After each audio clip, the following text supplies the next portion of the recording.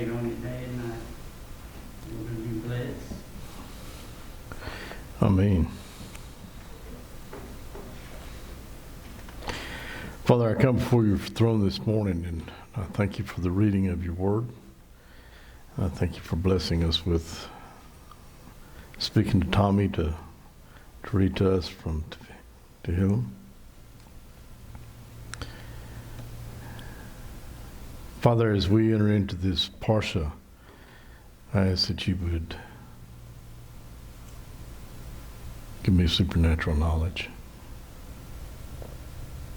That you would speak to me, speak through me. You set me aside. Help me to be obedient to you in all things. In the name of Mary of Yeshua, I pray. Amen. Our Torah portion today is none other than Pinchas.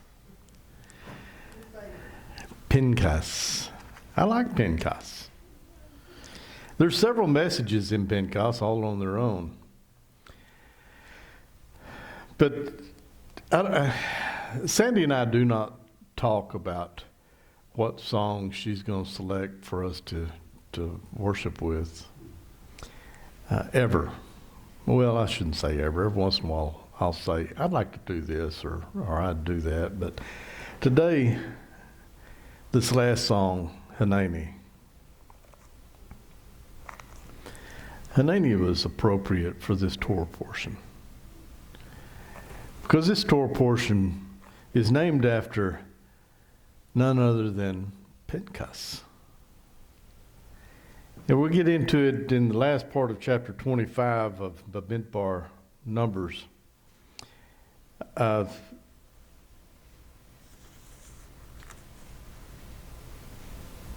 In fact, before the Torah portion begins in verse 10 of 25, but we've got to back up to the first part of chapter 25.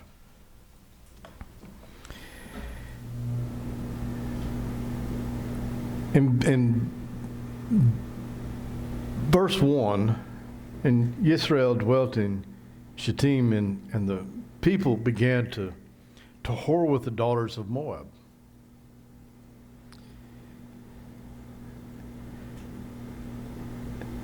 And they invited the people to the slaughterings of their mighty ones, and the people ate and bowed down to their mighty ones. Who are the people? The Israelites. Thus Israel was joined to Baal Peor, and the displeasure of Jehovah burned against Israel. What are we doing in the United States today? Are we not bowing down to Baal Peor?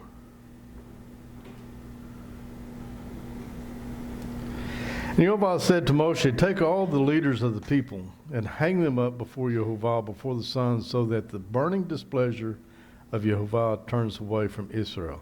Stone them, impale them on stakes. Purge the evil. Do what Yah says because he said so. That's virtually what this verse says. Moshe said to the judges of Israel, each one of you kill his men who were joined with Baal Peor. Kill them. And the plague began. And see, this is another instance, a plague not like the Black Plague or diseases of any sort. This is a plague of death by the hand of their own people. And see, one of the children of Israel came and brought to his brothers a Midian wife before the eyes of Moshe and before the eyes of all the congregation of the children of Israel who were weeping at the door of the tent of meeting. And when Pinchas, son of Eleazar, son of Aaron, the priest, saw it, he rose up from among the congregation and took a spear in his hand, and he went after the man of Israel into the tent and thrust both of them through, the man of Israel and the woman through her belly. Thus the plague among the children of Israel came to a stop. Wow. He murdered them. Now, I've got to give you a little background on this, because as we read in the verse 7, Pinchas, son of Eleazar, son of Aaron, the priest, was not trained in the art of war. He was trained in what? Priesthood.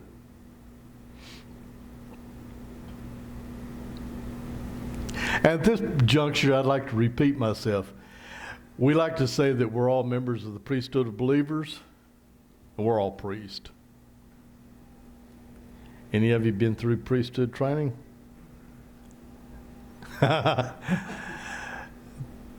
No. But yes, you are. You're studying Torah. You're following the ways of Jehovah. You are in training. But Pinchas was so enraged that he picked up a spear, not knowing how to use it, and he ran it through both of them in the middle of the act.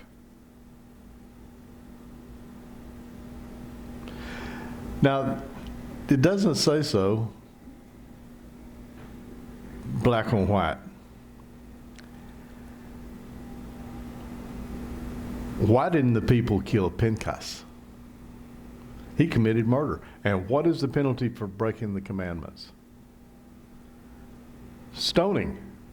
They all witnessed it. He went in with the spear, he run it through them, and he drug them out with it, still attached to the spear. Now, that would be a horrible death. Horrible death. But why wasn't he condemned to death by stoning? I'm sorry? That was under God's law. God said, you kill them. You kill these that have bowed down to Baal Peor. This is one lone man goes in and in his rage, in his jealousy for Abba, killed two.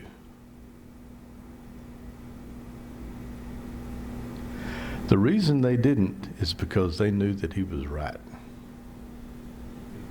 He was right. He executed, he didn't murder.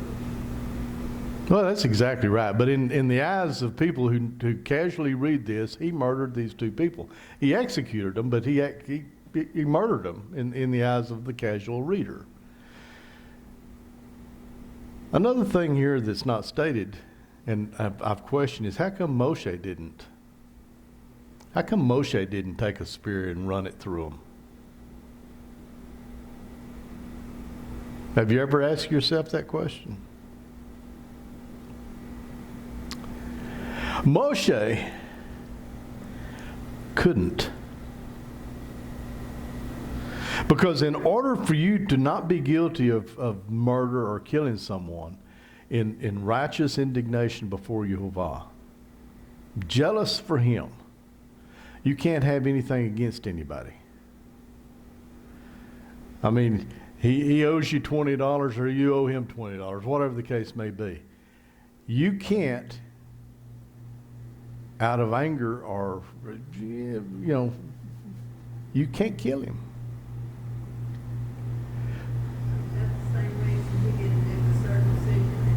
No, that's totally different.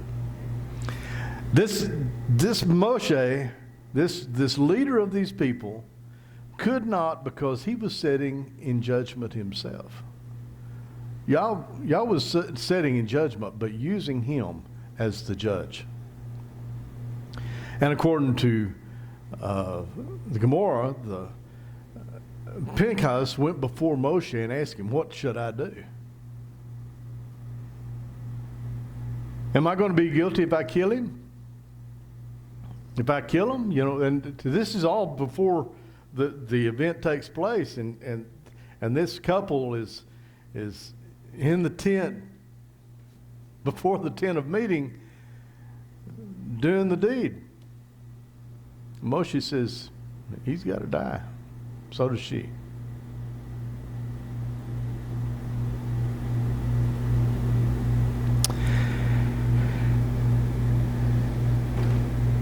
Verse 11. And this is Moshe speaking to, Yehovah speaking to Moshe. Pinchas, son of Eleazar, son of Aaron, the priest, has turned back my wrath from the children of Israel, because he was ardent with my order in their midst, so that I did not consume the children of Israel in my order. Therefore say, see, I am giving him my covenant of peace. What is the covenant of peace? It's making him a priest. He was not a priest at the time. He was not a Cohen. There's only 3 Cohens. There was Aaron and his 2 sons. He was not a priest. But at this point, make him a priest. He's chasing hard after me. He's saying, Hanani, send me. Here am I. You do with me as you will. He was ready to accept the responsibility that God was about to give him, even before. He was furious. And it shall be to him and to his seed after him a covenant of an everlasting priesthood, because he was ardent for his Elohim and made atonement for the children of Israel. This is Pinchas' legacy. Today's question is, what is your legacy?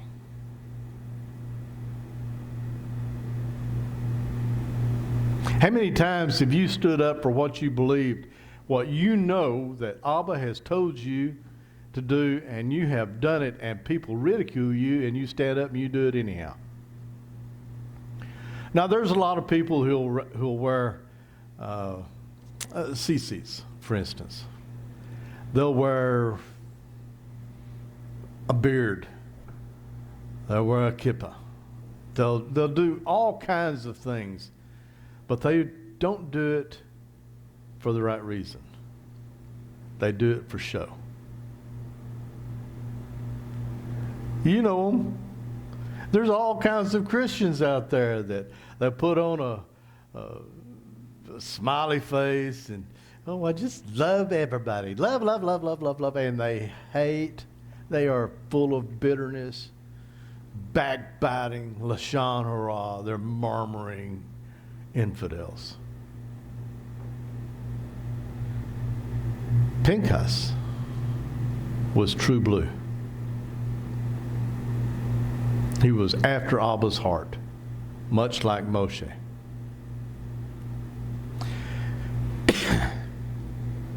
The next thing that I would like for you to go to here is the list of people. Moshe took a census. Now, we've gone through about Pinchas and his legacy, and how priesthood is formed from at this juncture. From now on, Pinchas' legacy follows his children, uninterrupted. Do you have the Pinchas spirit, the Eliah spirit? And it all started with Pinchas. You don't read anything about Eliah before this, but you do read about the spirit of Pinchas and Eliyahu and Elijah. West Texas vernacular. Do you have that spirit? Are you willing to stand up for what he says, regardless of the blowback that you're going to receive? Huh? Are you willing to post that on Facebook? Are you willing to say, I don't care what, hang the world, this is what Abba wants me to say? And it's going to offend a lot of people, especially family. Family will leave you. I don't care what you may say. Oh, I just love you. I'll never forsake you. Bull snot. Family will turn their back on you faster than your head can spin when you stand up for something they don't agree with. But anytime you stand up for the things of Abba, He's got you back.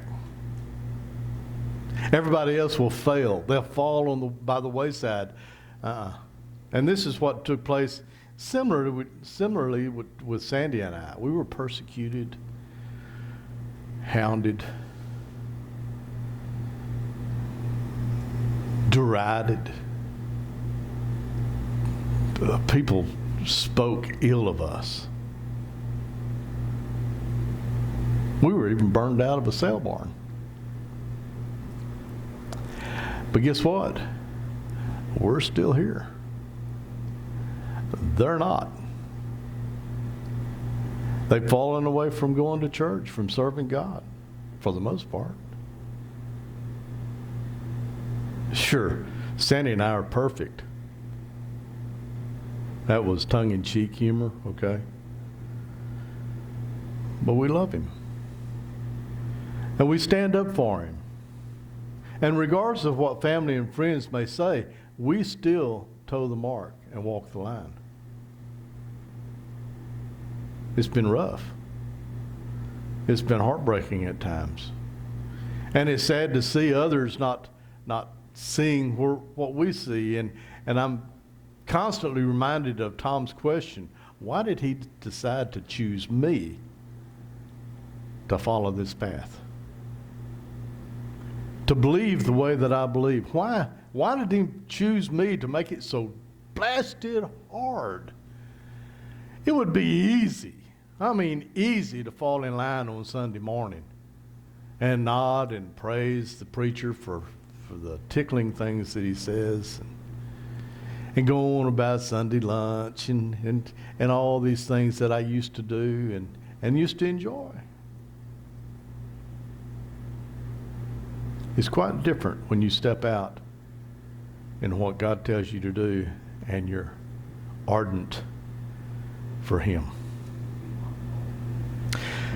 Getting back to the people that He named, the census that He took, Moshe took this census, but there's something that's missing here. If you've read it, if you've taken the time to see and read the sons of each one of these tribes, you'll see that there's one man that's not mentioned. And that one man is the one that took the census, Moshe. He had two sons, Eleazar and Gershom. Why aren't they mentioned here? Where is his legacy?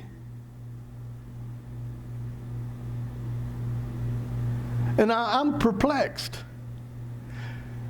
When we pray, we say, Abba, God of Abraham, God of Jacob, Isaac, God of Jacob. Why don't we say God of Moshe? He's the most well-respected prophet of all times. And in his right, he was a priest, because he was a Levite. Why doesn't he have a legacy here? Why isn't it printed black on white? You ever think about that? And then he said 513 times or 515 times, I can't remember exactly which, let me go into the land. Come on. Father, I put up with these people for 40 years. I've done what you told me to do. I've stepped in between them and you and kept you from killing them all. Why can't I go in? Where's my legacy? I've worked for you day and night. I've seen you face to face. I'm the only one that lived. Why can't I go in? And he gets the rebuke. Enough. I'm tired of listening to you bellyache. Enough. You're not going in. Go on top of the mountain and look across the river and you can see into the land. But that's as far as you get.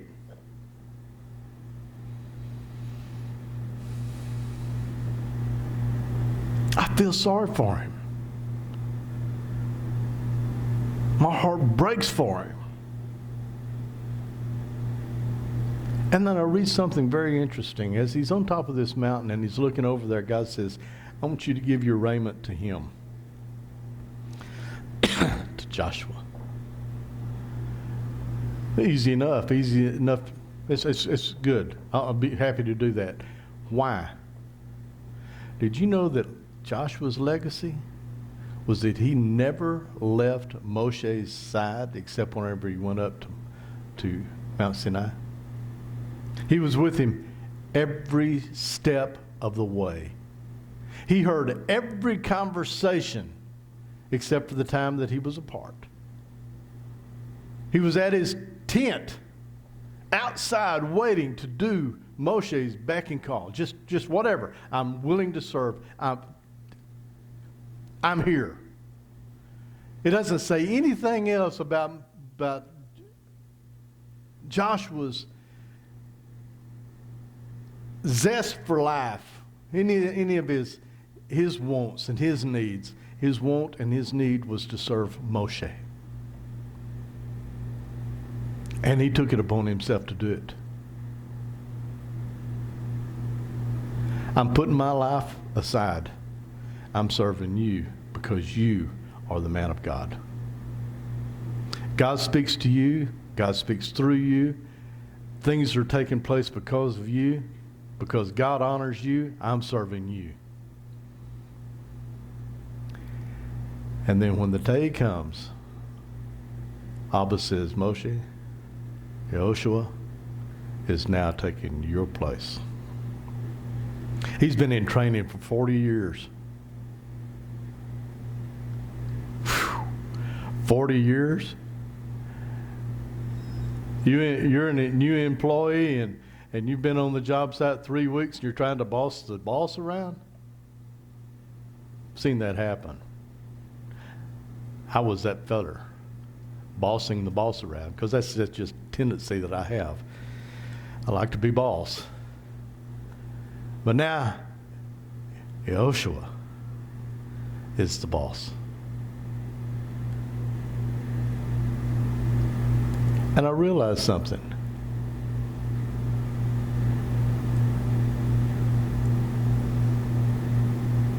And that something is obedience. His love for Abba is never diminished. There's one more story that I want to get to before I wrap this up. This story is this. After the census is taken and Abba is telling Moshe how to divide the land, you know, this tribe over here is much larger than this tribe, so they get a bigger portion of the land, and this is where you're going to put them. Moshe doesn't make this decision on his own. Abba makes this decision. We're going to put Judah here. We're going to put Benjamin here. We're going to put Shimon here. We're going to put Naphtali here. We're going to put Manasseh here. We're going to put... There's 4 girls, 4 ladies that step up.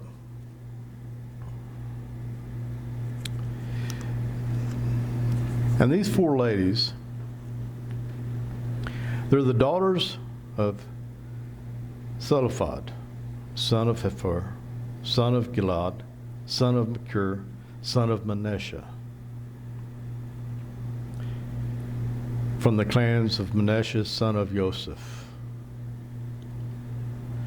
Now these daughters' names are Mahlah, Noah, Hoglah, Micah, and Tirzah. They're written here for a purpose.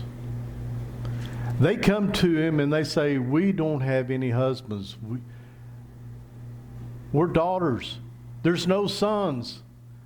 of Manasseh that will inherit. Don't we deserve an inheritance? Doesn't Manasseh's heirs deserve an inheritance? Just because we're not men, don't we deserve it? And Abba tells Moshe, they do. And they're right. So this is the part that they get.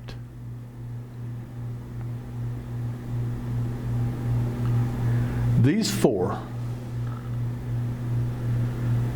are written in here to describe something that I'm trying to get at to you today with the question of what is your legacy? What is their legacy? Without standing up and being vocal and without raising the question, what would their legacy be? They would have been obscured in the annals of time. But now they're written down. And we can see that they inherited, through the graciousness of Abba, the land, the promised land. Wasn't their fault they were born women. Wasn't their fault that there were not any sons left after the 40 years of wandering. Wasn't their fault that Manasseh wasn't represented by males.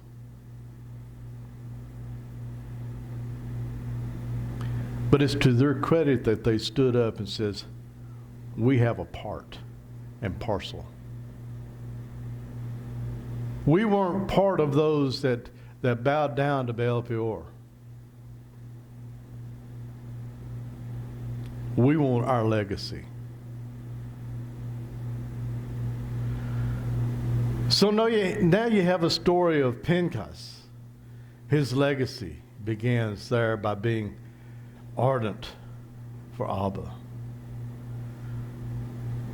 We have Yehoshua's legacy being ardent for Jehovah. We have these four ladies that were ardent for a legacy because they served Jehovah. And yet the question remains, what about Moshe's legacy? He's standing up there on the mountain. And Abba's told him, you're about to go home to your loved ones, to your father's fathers. I don't know about y'all. I don't know how I would react if I got a message, a download from Abba. Okay? You're about to die. I want you to hand over the reins of whatever that you've been blessed with to someone else. I'm ready to die. I can tell you that there's been a time in my life, last November, I had 2 kidney surgeries. And before I went in there, my life meant nothing to me. Nothing. I hurt so bad. I felt so bad. Anything would have been better than what I was living. I didn't care anything about personal belongings. I didn't care anything about anybody else. In fact, it come across my mind that Sandy would be better off because of a life insurance policy that I was gone. My kids would be off on their own, and I wouldn't have to worry about any of it. I didn't have anyone following in my footsteps. No one believes the way I believe. I was good with it. Come get me.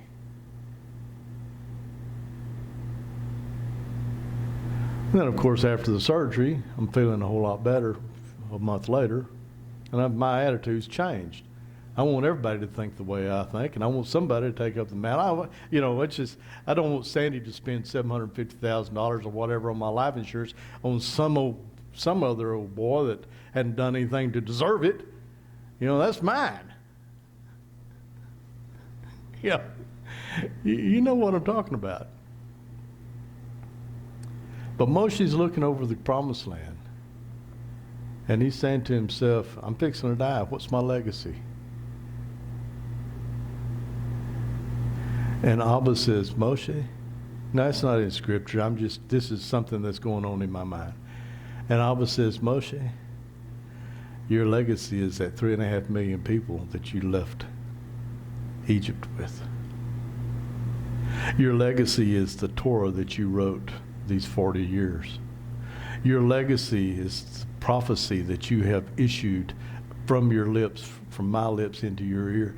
Your prophecy, your legacy is you and those that follow after you and are obedient to me. Your legacy is Greg Crawford in 2023.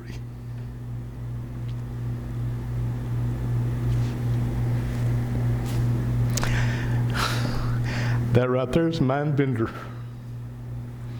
Because when Moshe entered into paradise, he could look back and he could point to all the people that he led out of Egypt to, up to this point and beyond.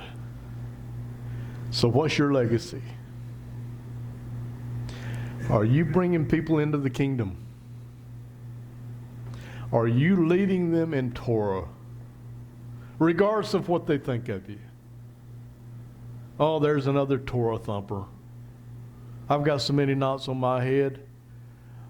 Well, you wouldn't have so many knots on your head if you were a little bit softer headed and that you would bend the knee, confess with the tongue.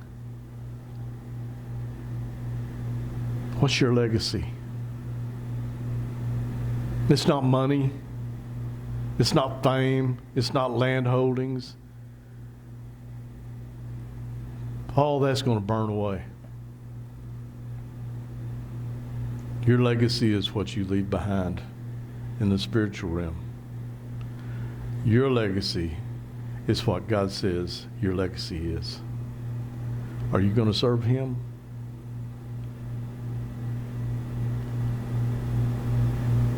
Are you ardent for Him? Would you be willing to take up a spear and kill for Him? Dying's easy. Living's what's hard. Are you willing to live for Him? Father, I close this morning and I pray that your blessings be upon your word. I pray, Father, that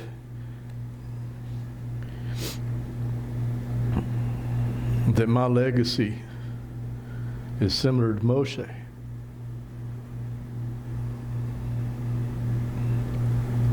That I'm leading people to you.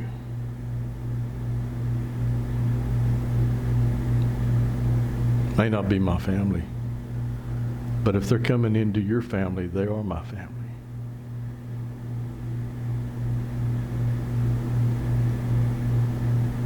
And Father, I plead with you at this moment. I know the time is coming near soon of your return. I ask, Father, that you delay until everyone that's going to be there bends the knee and confesses with the tongue. I can't wait to see them in paradise. In the name and merit of Yeshua, I pray. Amen. Do we have any discussion? Any questions? Mama?